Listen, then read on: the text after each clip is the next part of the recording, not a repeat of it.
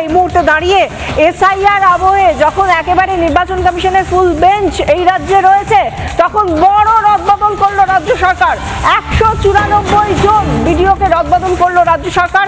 SIR এর কাজে এই বিডিওরা অত্যন্ত গুরুত্বপূর্ণ ভূমিকায়, এবং যে জায়গায় শেষ মুহূর্তে বিডিওদের ব্যাপক রদবদল করলো রাজ্য, তাতে বিডিওদের বদলের প্রভাব পড়তে পারে এসআইআর এর কাজে। এসআইআর এর কাজ ব্যাহত করতেই কি পরিকল্পিত বদলি? রাজ্য হঠাৎ এই প্রায় 200 জন বিডিওকে বদলি করলো। কেন এই সিদ্ধান্ত একেবারে ভোটের মুখে? 194 জন বিডিওকে বদলি করলো রাজ্য সরকার।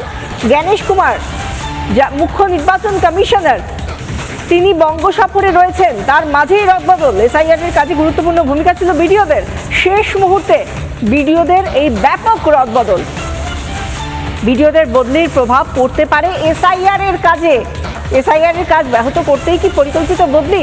বিভিন্ন ক্ষেত্রে আমরা দেখেছি, যখন এসআইআর এর শুনানি চলছে, ফর্ম 7 এর জন্য হোক বা শুনানির জন্য মানুষ যখন বিডিও অফিসে যাচ্ছে, শুনানি কেন্দ্রে যাচ্ছে, সেই সময় বিডিও অফিসগুলোতে ভাঙচুর করেছে তৃণমূল আশ্রিত গুন্ডারা। এমনকি আমরা দেখেছি যে বিধায়ক মনিরুল ইসলামের মতো যারা রয়েছেন, অসিত মজুমদারের মতো যারা রয়েছেন, তাদের উপস্থিতিতে, এমনকি তাদের নেতৃত্বে বিডিও অফিসগুলো ভাঙচুর পর্যন্ত করা হয়েছে। সেই জায়গা থেকে বিডিওদের ডাকা হতে পারে, এরকম একটা জায়গা তৈরি হয়েছে। আর সেই সময় বিডিওদেরকে বদলি করে দেওয়া হলো, তাও একজন দুজন নয়, 194 জনকে। আমরা বিডিও ঐক্যমঞ্চের যিনি সাধারণ সম্পাদক স্বপন মণ্ডল, তার সঙ্গে কথা বলেছিলাম টেলিফোন লাইনে। তিনি কি বললেন শুনুন।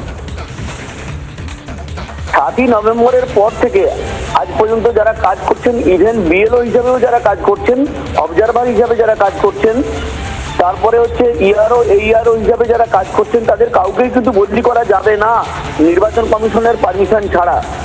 কারণ তারা সবাই কিন্তু এসআইআর এর কাজে যুক্ত আছে। নবান্ন যে এই কাজটা করেছে সম্পূর্ণ বেআইনি কাজ করেছে।